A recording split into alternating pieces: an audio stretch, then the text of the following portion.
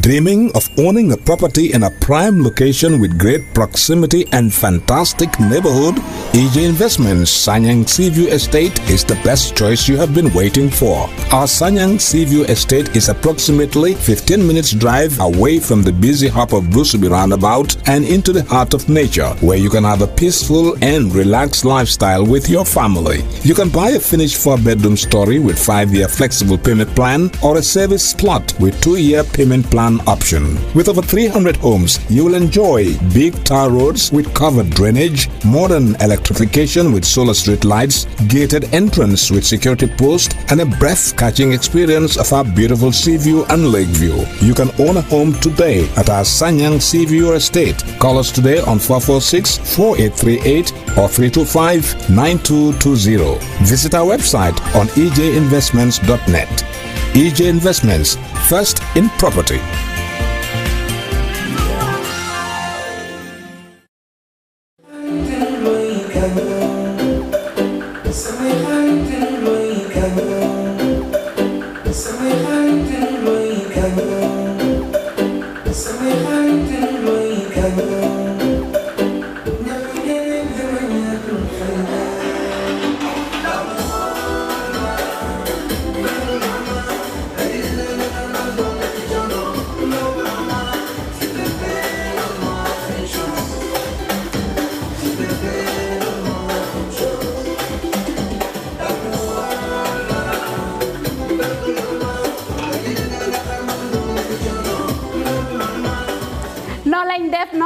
no lañ def ñoo ñëw ak yéen rek skincare plus nara jàkkaarloo ak yéen waxtaan ak yéen tuuti rek si suñu tube suñu baax emuñ rek ci ay diw waaye comme ni ngeen ko xamee rek dañoo yëngu ci ay tube te yënguñ nag si just any tube suñ tube bu nekk 5-star Jesna la 5-star Jesna mooy Jesna bi gën a pire moom la ñoo tube palmaan bi gën a fort moom la ñoo liggéeyee buñ demee Bamako ñun duñ dem ci marché bi rek buub indi déedéet dañ leen a jox suñu specs ne leen nii lañ ko buggee nay lañ ko buggee fóot bi nangami fóot lañ bugga pour mu mun a set waaw cuubi skincare déedéet doo ko sol mu di la taxa all over the place ci gàttal ñun rek si cuub dara du doy day des not only dañoo cuub but bu la neexee ñu cuubal la ba pare nag ñawal la ñaw fi mu gën a setee nag rek la ñoo fulee ñetti ñawkat lañ am nañ ñawkati simple nga xam ne xoppati rek mbaa def sa taille basse def sa dagit def sa roba amul benn dawme am nañ koo xam ne moo ñoo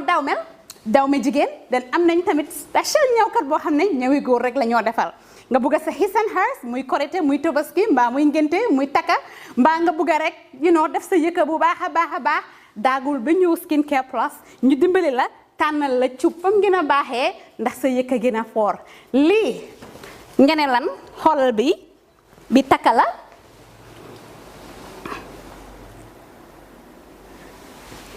skincare fii la fu léegi yéen tey we're not all about skin we are skin care and the plus does come in so many different ways.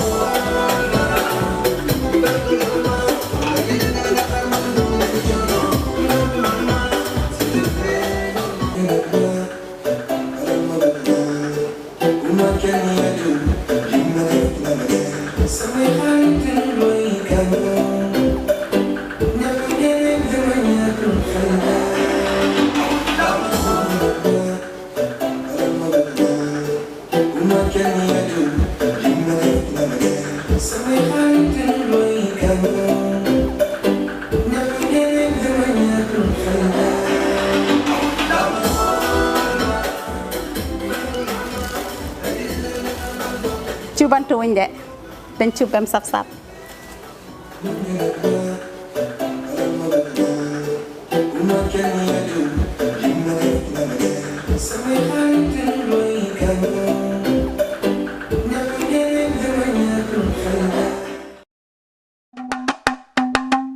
déglu leen jàmm la yaay ministère kër gi li ci biir kër gi cey kër gi li ci biir kër gi way cey kër gi ma ne lii lan la Grounding Smart TV maak la boo xam ne ñëpp a ko xam waaye beko nag ma ne bokk naa beko brand bi war àdduna ji ci fridge yi freezers yi upright freezer yi cooker yi dishwasher yi washing machine dryer microwave steam iron blenders yëpp ci biir kër gi waaye kaay leen ma wax leen cey lal lii lal la lal bii fii rek laa ko mos a gisee cey bii lal bedroom furniture yii sofas yi ànd ak lan armchairs yi dining tables yi ma ne paaka kuddu fourchette fii la lii di bucket yi clothing yi dresses yi yëpp ci biir ma ne baak yi waaye kër gi ci biir kër gi la ñu wax kër gi ci biir kër gi lépp loo xalaat ca kër ga ñëwal ci kër gi jënd ko fa yóbbu ca kër ga lii ci bagage fii rek la am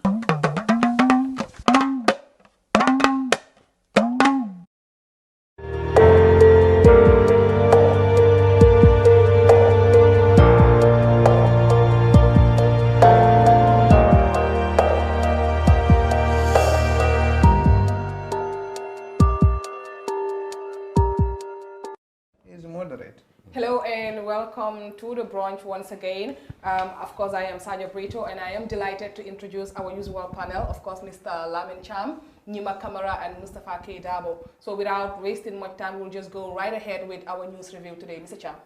Thank you very much. We start first with shooting at the Kanilai checkpoint. President Jammeh said he will solve it, even though he is thousands of miles away from the Gambia. How would he solve that? We also have a clarification that presidential advisor Dembo by force in courts did not resign as it was widely rumored. This plus many others. The court martial of the WhatsApp group, as they are called, the so-called WhatsApp group soldiers who were accused of trying to overthrow the at the time the just newly formed Barrow government. All this will be on our agenda in the press review. Now, again, it was in Kanilai, earlier this week, that there was a shooting incident. One Ismail Tampa, a driver, an ex-soldier, was shot at the back by soldiers manning checkpoint in Kanilai. This is the second time, of course, shootings happening in Kanilai, and the shooting drew a big backlash, especially on the reputation and the image of the Gambia Armed Forces. Mustafa, Nyima, and Sayo. Now, how long must we now wait, or for how long would we be shot at by our own soldiers? Or was this really investigation? Of course, is going on. We should be mindful about that. But should somebody who just passed checkpoint should he be shot, or he should warn, or whatever? What was the term that they used, that they were trying to something the vehicle? Disable the vehicle. But I think there are other means that you can do that without having to shoot at a person directly. I think basically when they are trying to disable the vehicle, you shoot the tires. You shoot the tires. Yeah. So there is a very big gap between the tire and the man and the driving seat. If you look at the picture of the vehicle, it looks like they shot the man from behind the seats. So if there were other passengers, yes. It was aimed directly at the man. Yeah. It wasn't aimed at any tires, unless if we are told that the person is not very good at his job. And what we didn't know is why was the vehicle empty? Because if there have been people in there, they would have been the first to get the bullet before the driver. Yeah. So here is the story that we have. This is not official, because obviously official information is not available to an extent where we can make any informed discussions here. But the information we got is that this driver has taken people inside one of the villages, dropped them off, and he was coming back empty. Okay. So apparently the first time he was going inside, he was stopped and he stopped. The second time he was coming, he was stopped again, and he decided not to stop. I don't know how true this is. It's not official information. But the fact that it was empty was because he dropped people off and he was coming back alone. The PRO suggested, even though it's still premature investigations are going on, that the shooting happened after an altercation between the soldiers And and the driver. driver. It doesn't matter. But this is the point. The truth is that shooting someone, shooting should not have happened. That's the truth. But let's also admit that this problem is complicated, complex. The driver should never have been shot. And that's, everybody agrees with that. Yes. There are series of protocols, even the PRO said that. Yes. There are series of protocols to follow when you are at a checkpoint and somebody doesn't want to stop. There are series of protocols. You may try to disable the vehicle. There are a lot of things you could do. We're not trained soldiers, but they are trained specifically to handle these kind of situations. But also in that, around that area also, there is a series of problems securities have with the people. Yes. But why is that? Is it because they are being hunted by someone who came from that region who was leading us? Is this a case of witch hunting maybe? Yeah. Sometimes it could be that, but it could also be a case of perception. Now, sometimes when you have this view that these people are not here to protect us, instead they are an occupation force. Let's not forget that. This is what triggered the demonstration where Aruna lost his. But that cannot be said of Gambian soldiers. You must say... No, even Gambian soldiers. Yeah, but you cannot call Gambian soldiers occupation, okay, how call it, soldiers of occupation. No, but here is what, I have been to Fonyi, on 2 occasions for research. First, if they understand that you are from the media fraternity, they don't welcome you. If they understand that you are there on behalf of the state, they don't welcome you. So there is this antagonism between the people of Fonyi and the present regime. So they're very antagonistic. Okay, now. They don't, just recently we have had a story from the law enforcement agencies that there was an instance in Biam where they had intel that somebody was coming through the main road with, of cannabis. They decided to stop him. They went with one paramilitary to stop him. He was on a rider, how do they call it? Motorbike, and he refused to stop. He knocked down one of their men, whose life is currently being threatened. As a result. Yeah. Yeah. So these instances happen. Could it be an open defiance of the authority? Well, I wouldn't. Or failure to recognize, or refusal to recognize the authority of the present government? I would not characterize it in a way such that to justify heavy-handedness. Yes, in any case, yes. Heavy-handedness cannot be justified. But the fact of the matter is this law enforcement, this state, have a problem dealing with the natives of this region. That's a fact.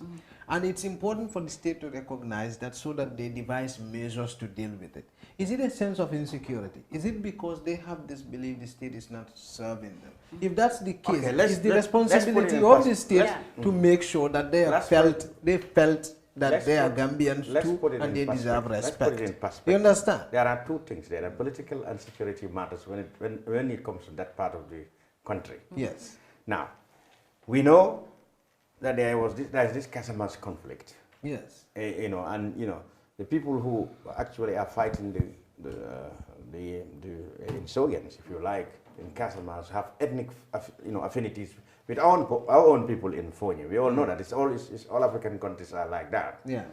Now, and then of course the second thing is politically they don't support.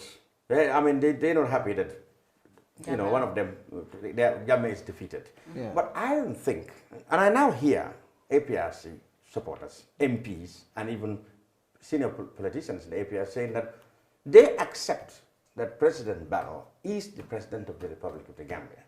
But from what Niman said, and many people's recollection of present-day Fonyi mentality is that, come on, this government is not our government. Yeah, but APRC should also take a responsibility not to politicize this issue. If anybody should talk about human rights. Now listen, Let's discuss the facts. Are they correct in assuming that this government does not consider them as Gambians?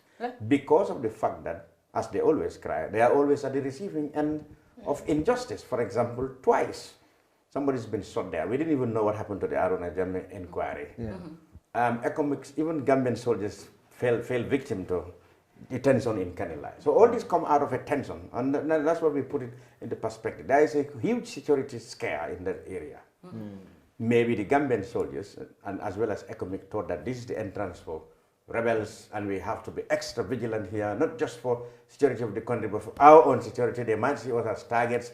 All this can come into play when you are really enforcing a law, etc. But what we can say, there is no excuse that anybody should shoot, a soldier should shoot at an unarmed civilian, whatever the case may be. That's completely wrong. Absolutely. We have to condemn that. But now, what does this tell you? Because if this was ECOMIC, as it happened before, I mean, we would have had a different interpretation. So are we now to believe that the people of Fonyi still feel that, like somebody said, Fabakary said the other day, that even President Jammeh's compound has been turned to a military camp. Is it right or wrong for somebody to put a Gambian military post to be in Kanila? Was it not there before, those who were familiar? It was there before. It was? It was there before. Maybe it has become more reinforced now. No. But also, it's the same. Yeah, it was more recognized at the time because it was security provided for Jammeh. But here are the So before it was seen as, they were friendly with the community, but now they are seen as... Look, let's face the facts as they are, Cham. Yeah. When it comes to security issues, Fonyi and the Kiangs are the most vulnerable community in this country. Because these are the places that border Casamas. Yes, that's right. Okay. These are the most vulnerable communities in this country. And so it's justifiable that there should be heavy security presence there. Absolutely. In fact, there are 2 military posts in Fonyi, even during Jammeh's time. There is one at Kanila and there is one inside. So why didn't it become an issue then? No, that's what May I say something here? Where were Fonyi people opposed to them? It could have been an issue then. Why? First of all, why is ECOMIC present here? ECOMIC is present because the Gambian government requires it to be present because the Jammeh threat is still there. Exactly. So and the Jammeh threat, the Jammeh factor in Fonyi is more prominent than the Casamas factor. That's right. The security presence in Casamas, in Fonyi, is as a result of the threat that Jammehs and those closest to him who have been exiled pose to the country. There's no question about that. Another thing that we need to notice also is that it's not an easy thing to qualify perceptions. Perceptions are based on people's feelings. It could be so many factors at interplay that makes them feel that way. What we can say is that there is a huge divide between the people of Fonyi and the state. Now the state has a responsibility to bridge this gap because as long as this disconnect remains, somebody is going to fill in the vacuum, somebody is going to fill in the gaps, and that's where Jammeh comes in. Now, talking about Jammeh, he said he's going to solve this problem. But how can somebody, even though he's from Kanilai, we know he was head of state, he probably had contact with the people there, but this has to do with the military and the government. He said he's going to solve it. Is Jammeh, as some people, some weird suggestions suggested over the week, in contact with the Gambia government over this matter? Look, Jammeh, I mean... Or he's just merely talking? Look, the truth is that Jammeh knows, Jammeh is a master politician. He knows how to play people's minds. He knows when people are listening. When Jammeh usually calls Fabakary Tombonjata and is talking to him, they usually speak in Mandinka. When Jammeh is speaking to Yankuba, they usually speak in Mandinka, or perhaps when he's speaking to any one of them, it's either Mandinka or Wolof. But here was Jammeh speaking in English, and it was being translated in Mandinka. It should be clear to you what he think his audience is. And he was directly speaking to the community of Kanilai who understands That's exactly Jola. My point. He did not need to speak English. Jammeh was speaking in English for a purpose, and it was being translated in local. So his target was the audience for me. So what do you make out of that? He was playing to the gallery but speaking to a wider audience. He was targeting the international audience that look, my people have been harassed. Yes. Because of me. Because of me, or perhaps. Yeah, I think that's what my people have been harassed because I come from there. Yeah, I think that's what it is. But is it idle talk when he said he can solve it? I think it's idle talk. What can Jammeh do right now? Listen. He can't destabilize. Do you discount any suggestion, no matter how weird, bizarre, or impossible it may be, that he probably has means of talking to the government? He has means of talking to the government. Would the Gambian government say publicly or admittedly, privately, that they are talking privately with Jammeh? Is that possible? Look, that's very possible. Is that possible? That is very possible. They can be talking to him. But the scary thing is that Jammeh is still the most influential figure in Fonyi. No one disputes that. Somebody will argue even in the Gambia. I don't think Jammeh can solve the problem as he said he would. He said he would. But I believe he can aggravate the current situation. Why? Because you don't want to have a people holding allegiance or loyalty to an entity other than the state. When these people form part of the state, you don't want to have a figure, especially a figure like Jammeh, where a whole group of people pledging their allegiance to such an individual as opposed to their loyalty to the state. And this is what Jammeh, this is what is happening currently. But look at the context of Jammeh's speech. Instead of outrightly and outlandishly condemning the act, he is trying to, he spoke in a rather conciliatory tone. No, listen. You listen to the whole audio. Well, the audio was not, some part wasn't audible. But it was not conciliatory. No, listen. The audio was redacted. No, listen. He said, they must not take the law into their own hands. They must keep it calm and leave every matter in his hand. No, but that's Jammeh presenting himself as a savior. He is going to solve it. Yeah. This is not just self-aggrandizement, I think. But that it is. I think, and what what I heard from various analysis, that Jammeh and the new establishment, because it's a new government, outright, with the Barrow government, the Barrow government probably is showing leniency and some sort of sympathy to Jammeh and I don't agree. They would have done something about this. I don't know if that was the case. When Jammeh spoke even to his men, his own men, when he didn't mention anything about Gambia, only his men, he was greeted with a strong condemnation by Gambia.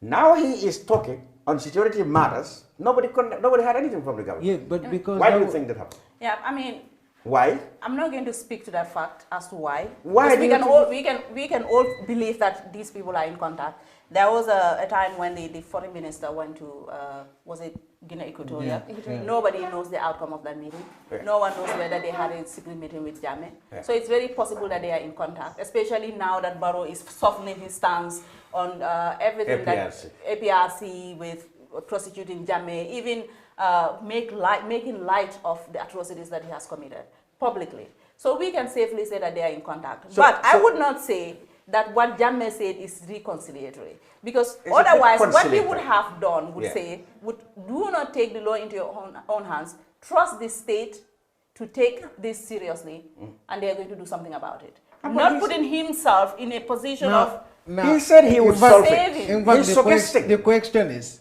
if Jammeh is conciliatory, who do you think who do you think he would have trusted to deal with this issue? Himself or the president? But this is a country of laws, a country governed by someone. Yes, but listen. And here is someone who is not in any authority to solve anything whatsoever, telling his people how to solve this problem. How? That's it. So, but why did he do that? He must have some, he must be, you said that he must definitely have something that he is... Because he still has influence in the military, to some degree. Yes. He still has the potential, he still has a region behind him. Not a region, so it's a kind of a part of a region. Yeah, part of a region behind him. Yes. And he has political influence in that area. And the potentials are there that he could destabilize that part of the country. Now, you mentioned destabilization. Of course. This recent statement, you categorize it as a potential destabilization. Of course. The government has that potential. The government has so far said nothing about it. And when he was just addressing his party members, they came with a strong condemnation. When has the Barrow administration has the concept of Barrow about Jammeh changing? But when has this administration ever been proactive about issues? But when Jammeh spoke to Fabakary, look at how this thing has been politicized. When Jammeh spoke to Fabakary and Yankuba, the government came out with a big statement that in fact that was so passive. But everybody now he said he's going to solve that problem, and nobody's talking about it. But that was an overreaction.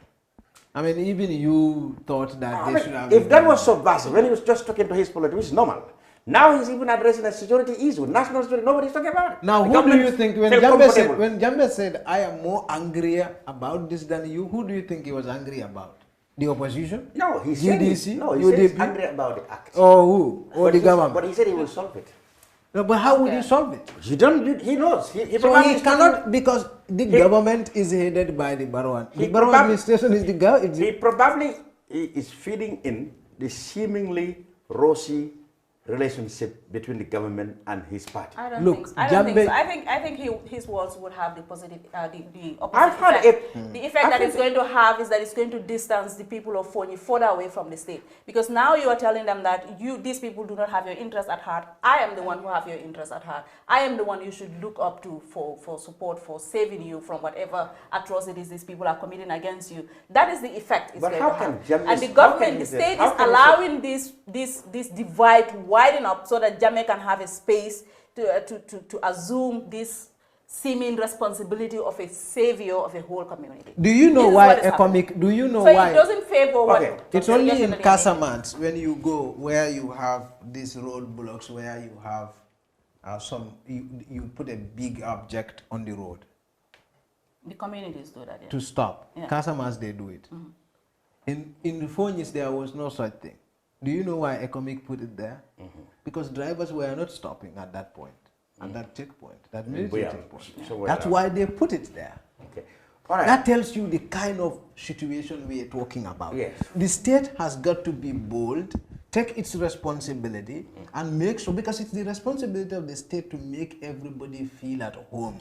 I was going to say that also. They are not in a position to be vindictive, to say that you have to accept that Jammeh is gone. This is a whole community. Yeah. You must open channels of communication, of dialogue, to make them feel part of us. It's not for us to just sit and say you have to accept. The thing is, but how do you create that? When the people said there shouldn't be soldiers there, there shouldn't be foreign, or how to call it.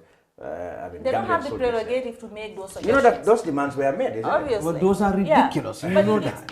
But now they can now say, okay, if these things are happening, if we have been shot at, unjustifiably, so we probably are justified in saying that they go. Yeah. So another thing here is that if a state's presence in any given society is only seen in the security and not in terms of their welfare, in terms of the provisions that they would need, they don't feel responsible for anything any provisions you would make as far as security is concerned. I will just give you an example. If you go to the villages, for example, and you compare the presence of the state to the NGO, who do you think the people will be more loyal to? It's the NGOs, because these are the people they're getting their provisions from. These are the people that they're getting their livelihoods from. But you have a whole community, this cut across the entire nation. Barrow's presence anywhere is not being felt. Barrow's government's presence anywhere is not being felt. But it's felt in Fonyi in other ways, more so than what they would need particularly. I don't know if you get my point. And that has created this tension between... And that void, state feels it or Jammeh feels it. Or Jammeh feels it. And you know what the danger is? The danger is, while we are talking about all these issues, the security sector reform, you can only hear about it. All right, now listen, that's where we are coming to that, because this falls into that.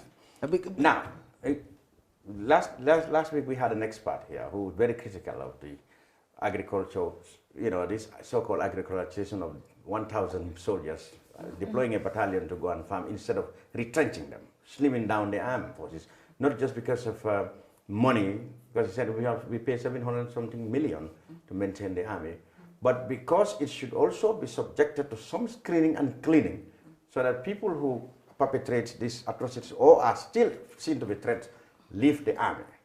He said instead of doing that, the government is trying to find a shortcut to avoid that, and then to go for this agriculture, which many people condemn, cannot work. Now, if President Barrow failed to implement the security sector reform, is he not intentionally or unintentionally keeping or continue to live with the threats of Jammeh? Because he said Jammeh threats are still in the armed forces. Look, the point even is, this gentleman who shot, why did he even shoot at someone?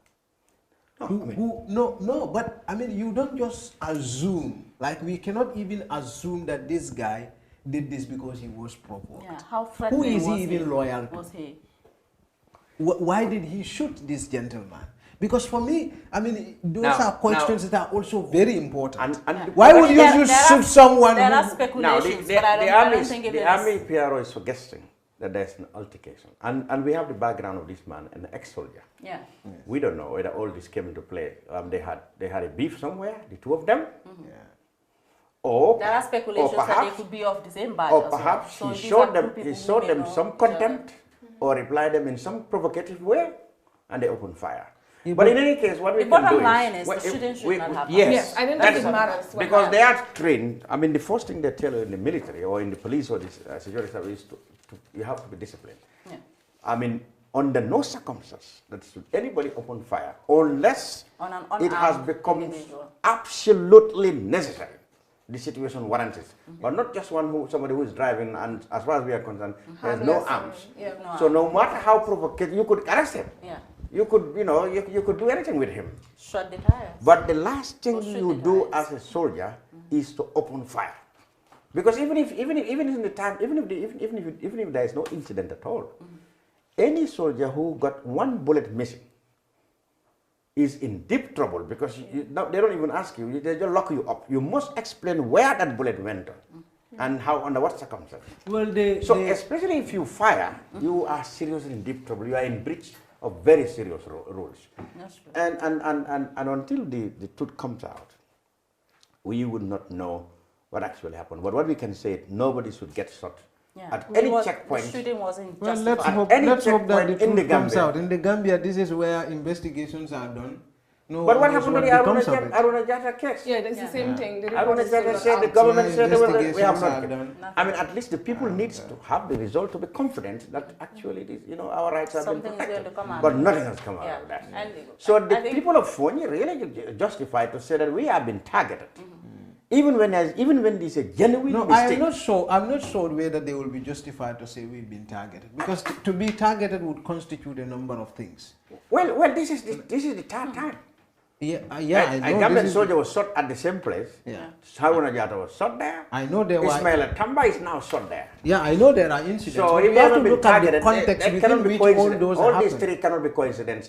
It has to do with either the background or the context we are talking about there. That's what I'm saying. But that still does not. But you are not also talking about an ordinary place. You're talking about, look, when Economic was coming here, part of their mandate was to protect the government and the government and the country and to take over that place, to have presence in Kanilai. Why? Because of the nature of the circumstances within which they come. Yes, they know. It's specifically mentioned in the mandate. They have brief intelligence. You only have to go online to read the Economic mandate. It's a volatile area. Yeah, so let's not also. And historically, Jammeh has ties with rebels in Casamance.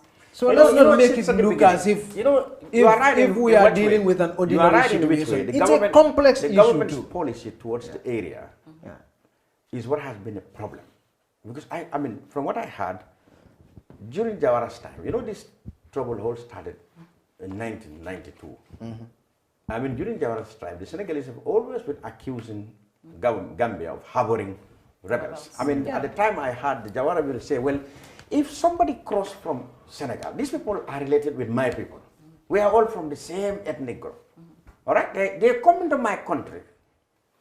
They have no arms. They come to see their relatives. I cannot arrest them because you said over there they are rebels. They are no rebels in my country. So wait until they put on rebels thing, take an arm, you go there, you arrest them. That has been Jawara's style. Even the Senegalese. That's true. But on the Jammeh, it developed into complete suspicion. I mean, the Senegalese did not only stop at accusing Gambia of harboring them, but in fact aiding them. He's accused of that's the suspicion. That's the suspicion that had existed between Jammeh and Abdul Diouf to some extent, and very openly on the Abdoulaye Wade. But you see, what the Gambia government, even in the Jammeh's time and Jawara's time, what I thought they should have done is this. Now, get to the people of Fonyi, like you said. Look, we are related to the people of Casamance. Just like the people of Badibu are related to that part of Senegal. The people of Kiang, Kabada, they are related to the people of Kabada across the border. Now, but we are in a completely different country. All right? The problem of our people in Kabada is a Senegalese problem. The problem of our people in Casamance is a Senegalese problem.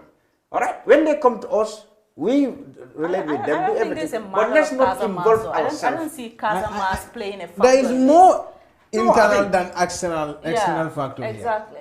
That's what I'm saying. I mean, our people are the same, but problem, live in a Charm, and look at the best way is to reassure the Fonyi people that they are as part of the Gambia as anybody else. And that the state is as for them as for anybody else. That reassurance should come from the state, and it should not be imposed. No. It must be people based on people like Fabakar should also be honest enough to shut their mouth. I mean, for instance, politicizing this, it's a serious thing. Absolutely. Like, it only inflames a tension that there must be consequences can for destroy. people who translate or politicians are like that. Yeah, but you cannot make a political capital of a situation of this nature. Yes, politicians are always like that. I mean, the thing is, it's not just the government should assure these people in the Fonyi that you are part of the Gambia and we're concerned about you. But the people of Fonyi must know that, look, what happened across the border is a different country. Yeah. So let them not be interested in it. Yeah. Let them just be interested in Gambian matters. Yeah. So if we do that, if this has been done, a lot of these things would have. I think it's the politicization of the problem. Yes. Yeah. That's and also the a factor. politician didn't do a good job in quelling in the suspicions and these things. But anyway, across the spectrum, that's true. Yes. Let's wait for the investigation to come out. Yes, that investigation. I hope it will not be an Aruna Jammeh investigation. What investigation has ever come out? The Faraba came out at least. Faraba came out. The Faraba came out, even though the president later said he asked. That's forgiven. Let's move forward. Yeah. All right, now let's move on. The presidential advisor was said to have resigned. He is a UDP man, national chairman of the UDP, isn't it? He was said to have national president. National president. So he's more UDP than even Dabo, perhaps. He's believed to have, suspected in many quarters that he is now a Barrow man. But he's still in the UDP, he's national president, and now it's been said that he did not resign. How do you think, if this is true, is Dembo by force managing himself at State House, when one, he is considered the president's advisor, and second, he is the national president of a party for all intents and purposes we know has fallen out with Jammeh, with Barrow. Yeah, you mean? Yes. Yeah. I mean, what do you make of his position? It's very complex. Look, Dembo is in a critical position because you and I know during the time of the Congress, Dembo wasn't considered within the UDP as a very loyal person to the party. There were suspicions even within his own base in Bakau that he is seeking favors with Barrow.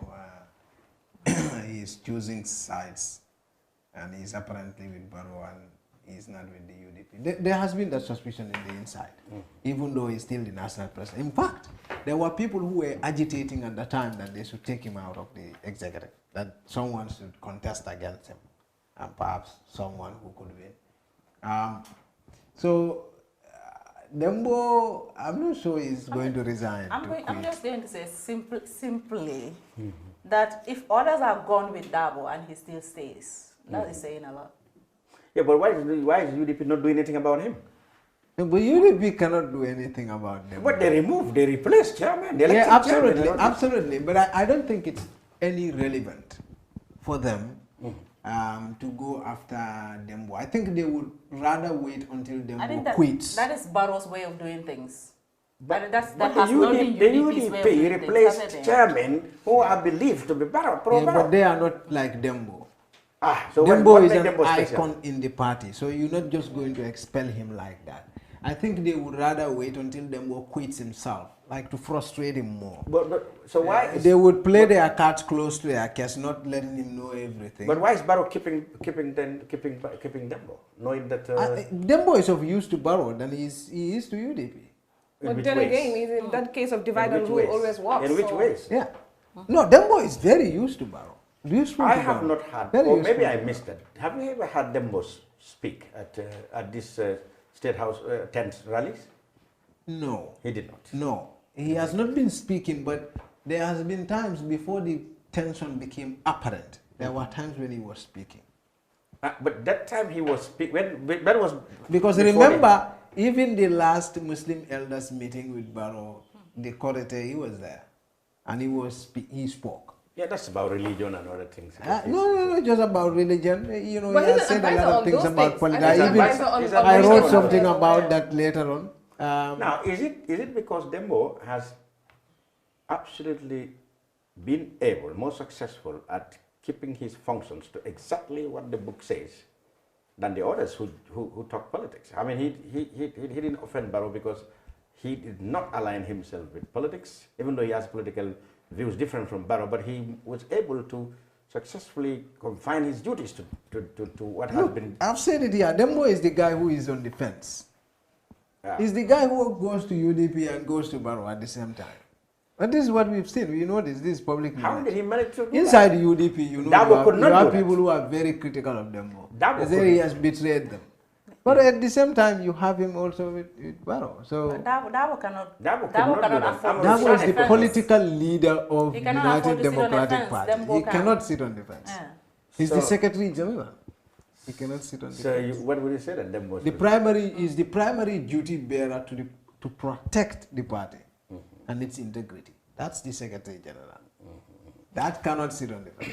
All right, so that's it. The next one, finally, before we move on, is to the Banjul Roads project. I mean, there's reported to be a clash between Works Minister by Lamin Job and Mayor. I always say Mayor, not Mayoress, because you see, this Mayoress is it's just a fashionable. A mayor is a mayor. Yeah. The Mayor mayor is a of mayor. France is a woman. It's called a mayor. Yeah. People must not, you know. That's French. That's Mayoress. It's not French. It's English. A mayor is a mayor. The mayor is a mayor. Now the mayor of Banjul. I also I never wonder where bothered the myself. mayoress I came never from. bothered I've never myself had with it anywhere. mayoress. I don't. Yeah.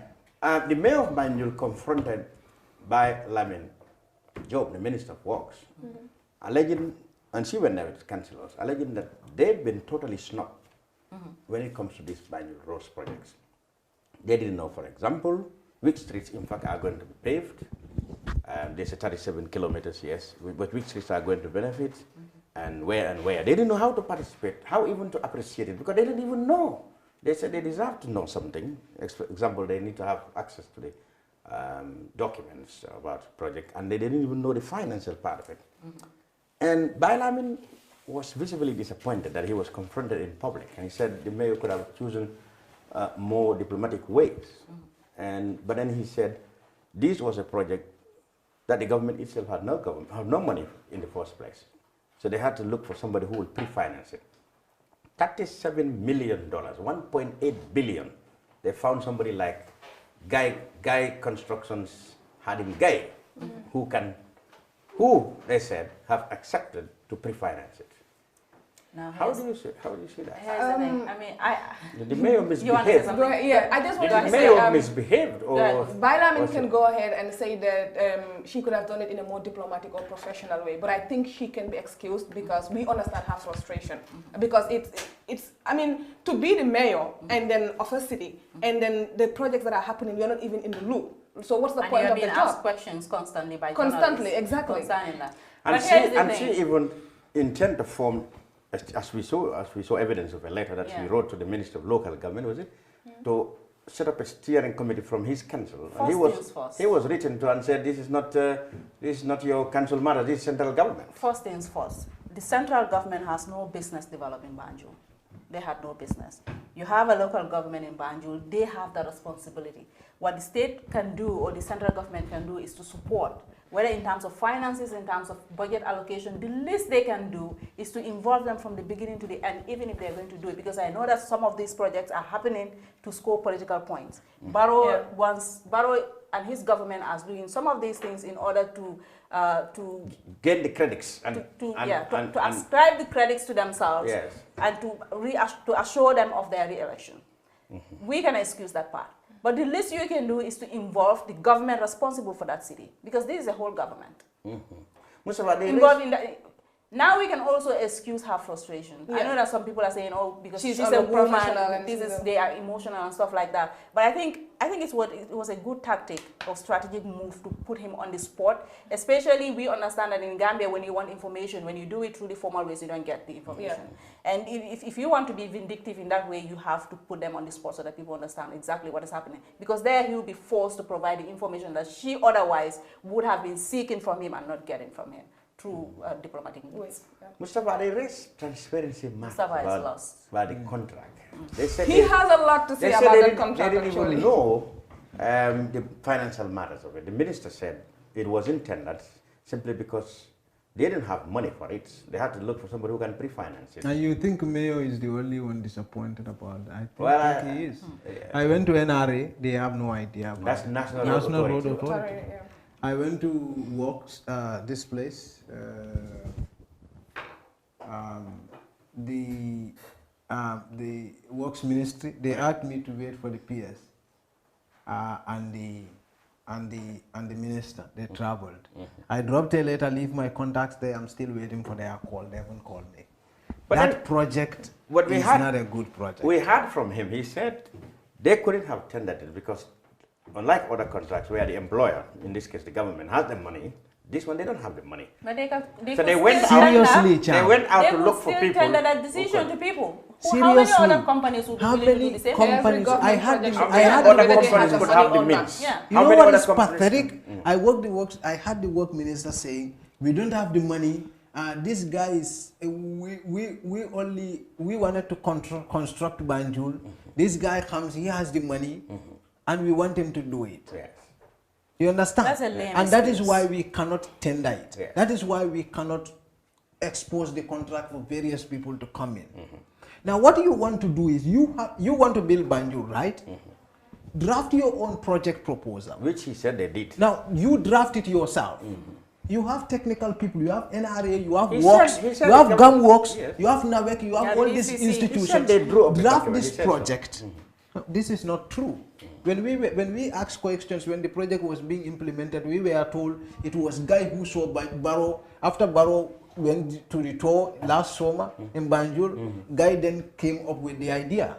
This is what we were told. The works minister was saying something different. So if your own government says one thing and then you are coming to say another thing. Yeah. And that's just one of the things. That's just one of the list of the matter.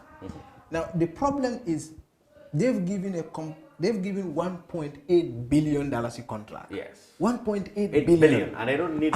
And you don't want to see whether other companies can do this for a far cheaper price, for a more quality work.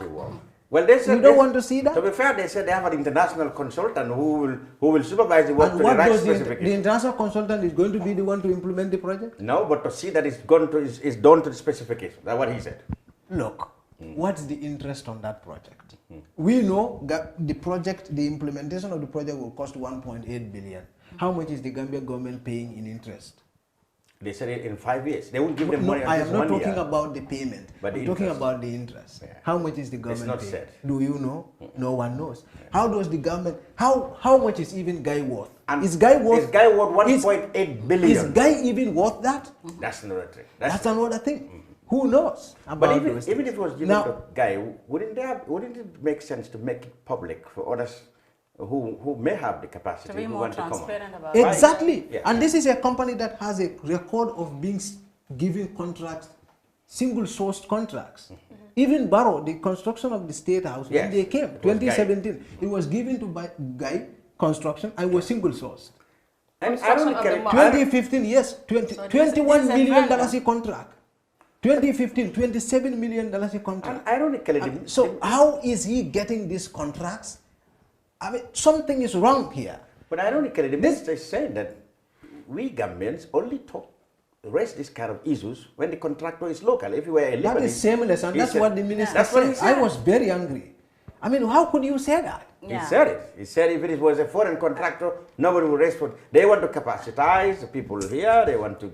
So are they now telling us that there is only one Gambian contractor that can do this job? Because if that was the thing to do, then you have to open the opportunity to everybody who could do the job, and they bid, and the best person gets the job. So, but if that is not done, and they're saying these things, that so are the commentators right to allege that, well, there is more to this than guy just being a philanthropic, interested in development in Gambia. There's more to that. Of course.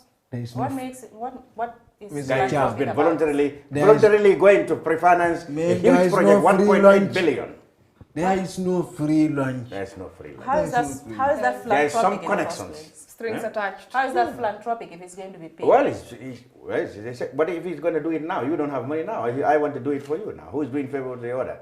The point is, how many other people will be willing to do that at a very cheaper price? And what record does he have? That's really good. Even the quality of this work. I don't want us to make this about Guy, because the way I see it, Guy is just a beneficiary. Guy could be as corrupt as anybody would suggest, and he could, if in fact things could happen the way that the minister had said. But at the end of the day, it's the minister, the government, whoever is responsible for giving out this contract. They are the ones that are going to blame for not doing the right thing. Exactly, they have not done the right thing, and we have to understand that there is corruption involved in this, and that blame should be on the people who have given the contract out to Guy.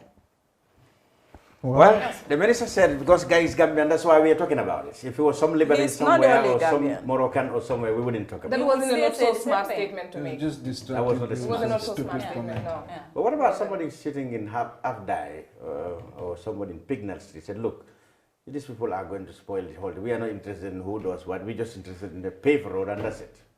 Or that's just a very bad way of seeing it. No, but shortcut, there is no such thing as shortcut to development. So you either do it the right way or you do it the wrong way and pay the price. This is a country that's already in debt distress. So just ask and much of that debt is to domestic banks, to domestic financial institutions. It's not just about delivering. It's not just about delivering development, like the guy who was over here said the other time. It's about processes. Exactly. You want to make sure that these things have lasting consequences. If the government is coming now and sidelining local government and very stuff, in the future, what the consequences of that is going to be? You're not capacitizing. So as the mayor and his councillors said, the people of Banjul are not just interested in paved roads, but they want to know how the money was accrued and what went where and what is and how much it's going to cost taxpayers and who is getting what. And who is getting what. Yeah. That's very right. Well, those are the major hits in the local papers. Back to you, Sadio. Before we go, do you guys want to talk about the Kanye thing, Yankuba Toure, Fatou Jahompa Cissé? What's up the court martials and well, the case is happening. But is this headline true though, that he said he didn't? I saw a headline where he said... This is true, but Kanye never said actually that Yankuba told her not to talk with TRS. He said, so in court, you just say what... I mean, if the judges say, has Yankuba told you not to talk to TRRC? It's obviously no. No. Has Yankuba told you not to cooperate? It's obviously no. What Kanye said is they called me and they told me... here. No. What he said was that Yankuba told him to say, forget about these people. Yes. And forget about these people. Don't worry about it. We are the commanders. Don't mind them. Don't mind them. Forget about these people. Don't mind them. We are after all, we are the commanders. He didn't say that. But he said, don't mind them. Are we not your commanders? Yes. He didn't stop that. So in court, you want to stick by the language. But Kanye still said that Yankuba told him, don't talk about the incident that happened in my house. Yes. So they didn't reach that, perhaps. No, but you are talking about... That was not specifically put to him. No, implicitly, that was not implicitly, his statement may mean to say, don't cooperate. Yeah. But that's not what he said explicitly. Okay. All right.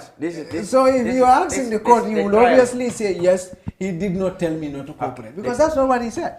So the trial continues. So he implies, but he didn't explicitly. The trial continues. So he was within... his rights to say yeah. that. But I mean, as well, I mean, I'm not a lawyer. That's right. That's what I thought. That's why I said the trial continues. Yeah. The trial continues, and we will wait for what comes out of it. I think we will now go to our next segment, which is the entrepreneur. So how about before we go to the entrepreneur, we discuss about the court martial thing you mentioned? Is that something we need to talk about? Yes. Well, you know that I even forgot that this has been ongoing. It's been ongoing. Has it been 2 years already? There have been two court martials. Yeah. You have one with Umpamendi, the generals. Yeah, the generals. And you have one with... the so-called WhatsApp group. Yeah. Well, they are Jammeh and his group. So it's Jammeh and his group who've been convicted. 8 of them convicted. A number of them treason. discharged. 8 of them treason. 4 of them discharged. This is another This is different another from the former president. He's an eye to the former president. Yeah. Okay. So the conviction hasn't happened yet. No, they are convicted, but the They sentence. were- yeah. Okay. Yeah. So there's a Sentence difference of between one day. conviction and Yeah. sentence. So they've not been. Huh. But I think we can safely say that it's going to be a very long time behind bars. Treason Will it be is a not death penalty or Treason is death, I think, or life. death or life? I think so. I think so. Or would you see I'm not a judge, somewhere but I along, think- somewhere along the line these people been pardoned? Well, It wouldn't surprise us. I will, yeah. Would it? Well, if they are pardoned, I think, you know, sometimes you do such kind of things to also give people a second chance Peace. and to keep the peace. And because sometimes But- when you fight fire, but they security- say fire with fire, but- something but like normally- that. but no- You But- tend to create a vicious But circle it of... has to be Yeah. people who are remorseful about their actions. Absolutely, absolutely. And pledge that they are not going to do it again. You don't just forgive people because you have the power to do so, especially if truly what they have been found guilty of, they have been. There's actually guilty a of. panel already that looks at people who are, whether they are qualified for pardon or pardon or not. not. Well, There's a panel for well, that. but normally security matters are taken very seriously. Yeah, there is a panel. Depending for on that. the- There is a panel that sits. And, They should be. So, I think and as well, the two generals, ruling in the two generals, Court Martial 2 is coming on it's Monday. Monday. And that's when we will know how much these Are they connected? other 8 soldiers They are have. not No, connected. These the people- generals are charged with desertion. Assassin.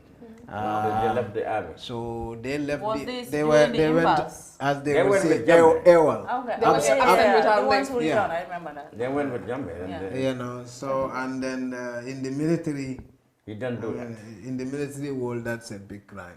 You don't go without permission. Yeah, so you know, military they like to emphasize discipline. And Couldn't, all couldn't that they stuff. just have said, well, we went with the commander in chief then. But so. Dembe He was wasn't not the the commander commander. He in was chief. not. He was not. He was So already stripped of that title. So I we will don't know think the there verdict was on any that too. excuse. I think the biggest problem of this country is that we do not create a viable state where every Gambian, regardless of who you are or where you come from, would feel himself, will see his own position within the decisions that are made by the state, or will feel protected by the state. The state doesn't exist in essence. What exists is an individual who leads a government. That has always been the case. Because if the state would have existed, the institutions that make up the state would have been independent and they would have been viable. It would- Their yeah. decisions would be binding. Absolutely. But you have at every instance an individual overriding these decisions Yeah. and And you- making decisions on behalf of these institutions. And you cannot even when he understand, goes, yeah. the state goes with him. Yeah, That's and you what cannot happens. even understand why anybody would be so, like, I don't understand how people's political allegiances in this country can be so strong. Like, it can be so strong that you can kill someone just for someone to become president. President, sons. I mean, it's as if that person is the only, there are 2 million Gambians, everyone with a right to sit in that office. Well, you see, Everyone it's with the a political- right it's to the sit level in that of- office. It's the level of Even if- it's the level of political education. You know, if you go to Britain, for example, when Tony Blair is going to campaign, the people who works in the establishment, they don't even care about it. They said, well, they'll tell, well, he's the prime minister is coming, then he's the one who needs the votes. I'm not interested. They just do their work. But here we must go with the president, otherwise I get the sack. Yeah, so you The have political to, education. Yes, and you know, it's sad. I mean, and this is the problem. And this problem creates even our security problem. Why would a soldier feel that Jammeh is the only person to be president? Or Barrow is the only person to be president? Or maybe Dabo is the only person? Why would a soldier have that kind of a view? Well, that's what Drame said the last time, that, well, they should came remain too late though. apolitical. It's sad. Came too late though. Easy to say. The situation should not be politicized. Well, That has it's been easy their to first- say. That's been their mandate for It's the first. easy to say, but Yeah, I mean, easy these to people say. cannot find the defined line between loyalty to commander, every What soldier. steps need to be taken to ensure that the army remains apolitical? Those things need to be clear and they need to be followed to the latter. That is where the reform was to come in. They should remain apolitical. That's why the reform was to come in. And the reform but is where is the reform? Where is the reform? You cannot have a CDS who is being appointed by the president and so close to the president not be influenced by politics. And he is the one who is leading the army. Yeah, but the CDS... Going to come. Yeah, but the CDS obviously's boss is the president. You don't have the president who is also the Minister of Defense. No, but the president can be commander-in-chief. Yeah. And not the Minister of Defense. But his influence and his directives are all subjected to when they are lawful. Yeah, but you know this is also a very complex issue. The president commands the army. Not necessarily. What Jammeh had been able to establish, Jammeh had a different whole mechanism of running it. He got everybody to do what he's... Well, he just disregarded the law book. That didn't start with Jammeh, it doesn't end with Jammeh. Well, that's what he did here for 22 years. Yeah. He created an army within an army. I mean, the commanders were telling you that the junglers were not taking orders from them. So far, I think CDS is now in control. You can say perhaps that perhaps he may have problems with, you know, one or two people in the army or his own people, or whether he is a very good leader. It's up to him. But I think he now has the free hand to do what they think is right for the army, the CDS. That's not my point. My point is not even about the CDS as an individual. I'm talking about the CDS as an institution. This is a professional, it's a professional entity. The army is a professional entity. They should be, their appointments should be based on professionalism. For example, somebody needs to rise through the rank to be the CDS. No, but it's political. If it is political, then it is susceptible to political influence. Yes, political appointments. Exactly. Yeah.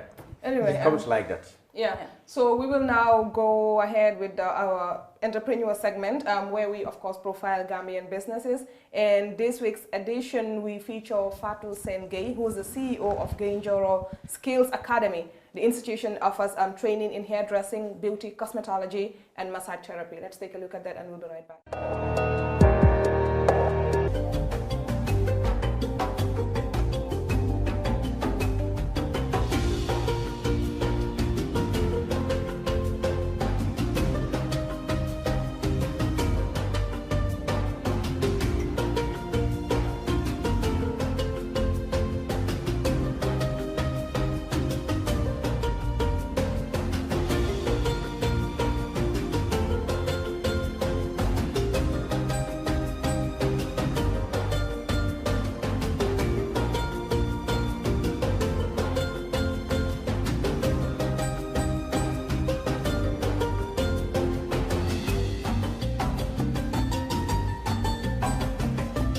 My name is Fatou Sengay, the Executive Director of Gainjoro Skills Academy.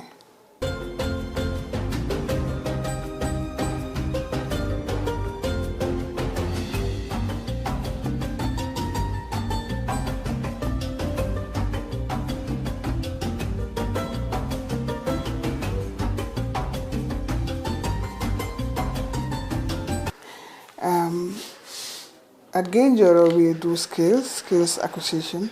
We give skills to youth and women, particularly women. Most of our trainees are women. And the center has been in existence for 10 years now. We started in 2009. It's accredited by NACA, the National Quality Assurance Authority of the government.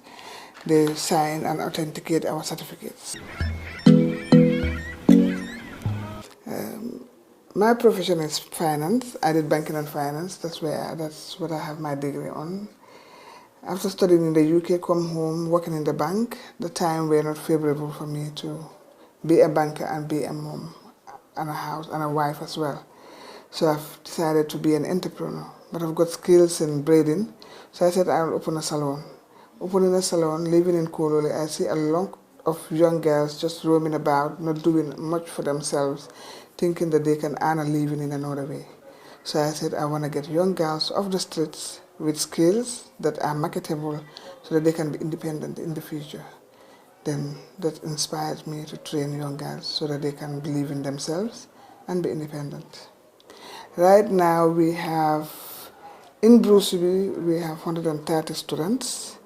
In Farafenni, we have 48 students, and Soma we coming to start very soon, immediately after the Ramadan. Bruceby, currently we have 18, including me. Farafenni we have 11, and Soma we're coming to start, like I said. But most of our staffs are students that we train in the school, so we plow back. When we train them and feel that they're really good, we most of the time try to keep them. That is why our work is always on the way that we want, because they take the ownership of the work. They believe that they're from here and they're empowering others because they've been empowered here. After 2 years of working in the center, we try to empower them for them to have their own businesses, and then we employ others to continue with the journey. That's what we do here in Genjoro. In 5 years, we're looking at, the government have given us a land in Farafenni, and we have also have a fully completed school in Soma given by the governor. So hopefully we'll have our production center, because we want to start producing. Because in the province, we do environmental friendly skills, like waste management, tire recycling and upcycling. Those skills and biochar, briquetting, we do those, and we want to start going into poultry, but we're going to do poultry in a different way, not just the bats, but we're going to do krill and all those, so grow them. So we wanted to have a production center that we will produce and sell locally and internationally. That's where we're seeing ourselves in the next 5 years in the future. Our head office is in Bruceby, 1010 Bruceby Turntable, Access Bank building, and our Farafenni annex is on the highway to Poste in Mauritania, and the Soma Center is the Soma Scout Center. That's where we are located with the 3 centers.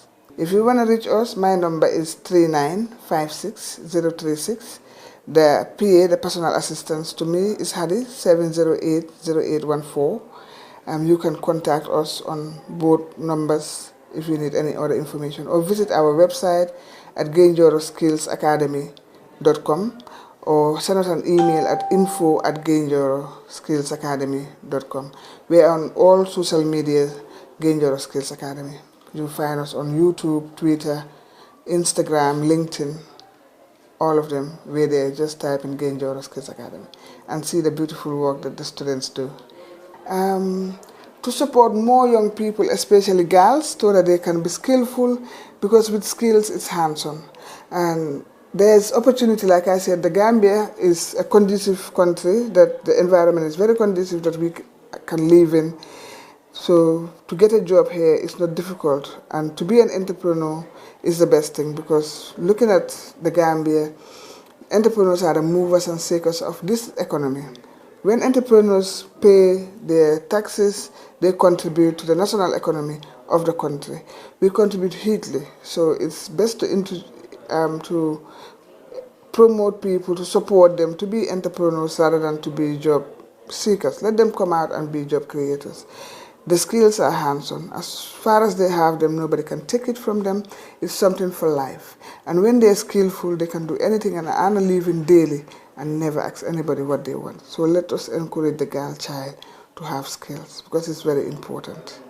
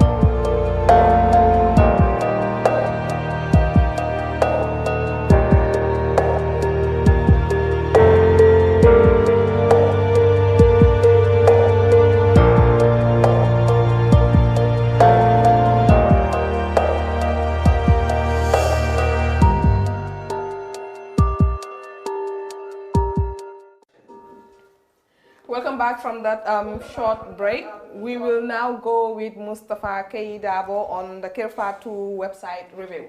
Mustafa, what do you have for us? I like the way you say my name there. Okay, can I do it again? So we will be talking about, it's been 2 years now, Solo Sundance trial, and the defense has closed now.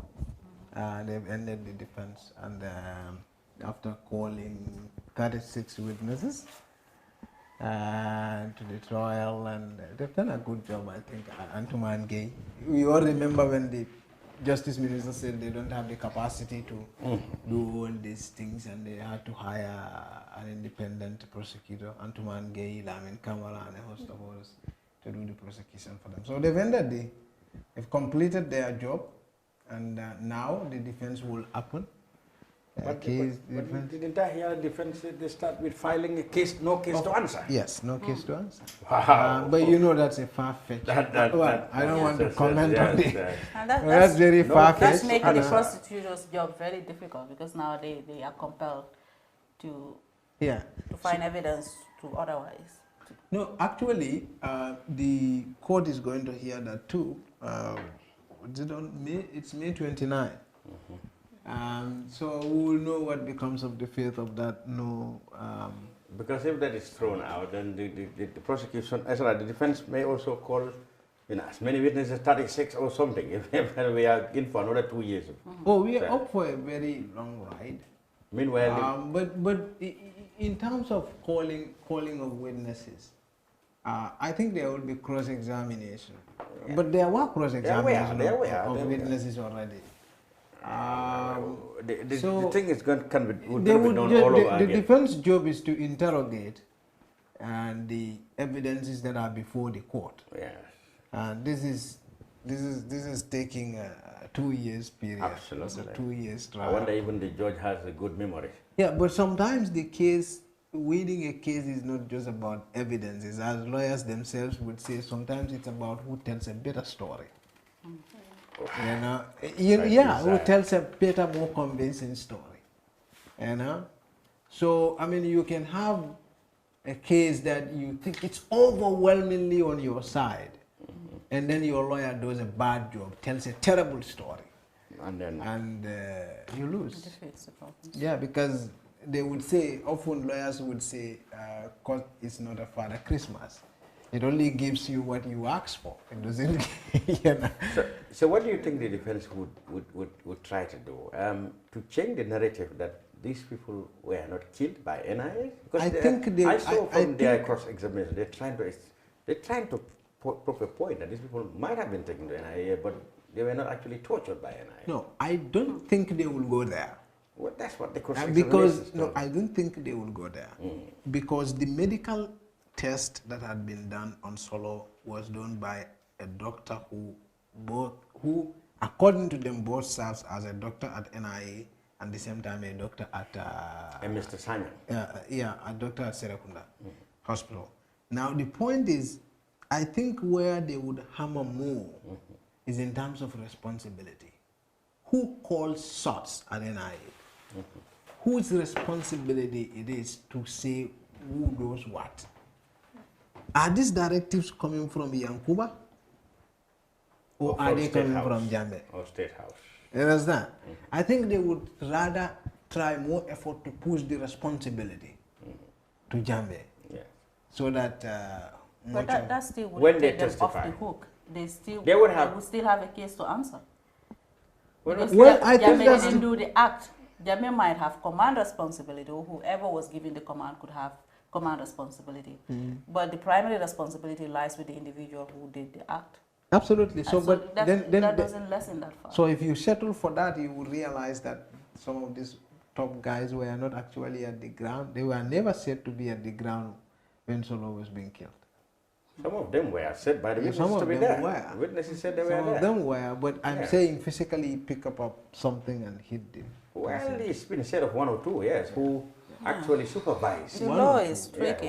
Let's see how it goes. So it's a complex issue, and I think have been present. I mean, these are very experienced lawyers. Like you said, they will be. Lamin Kamara and but also the defense. I mean, for the first accused, the Nigerian guy. So are we going? Yes, Mene. Are we going to see a long period of long-winding testimonies as the prosecution? When the testimonies have so far finished, I think it's going to take also the defense a lot of time to fight off this huge battle that has started. Meanwhile, the men will be you know that also lawyers are human beings. The defense did a very good job. They took them to the prosecutors. They took them to various sites. They played some very emotional videos in the courtroom. Yes. And judges are human beings. Human beings too. And so you know, there are a lot of things involved here. I know the defense lawyers are good, and either ways, either of the outcome, I think it's going to be a very. It's a test case for Gambian judiciary, actually. Absolutely. Right. I trust the people who, both sides of the divide, they are up to the task. I've been in the court several times myself. So also, we've talked about economic here, and we've talked about Jambe. But first, let's talk about Jambe. The Ghana Jambe to Justice campaign. I've actually held a program this week. It's this week actually, and they talked about how important it is for them to coordinate efforts to drag Jambe to Ghana.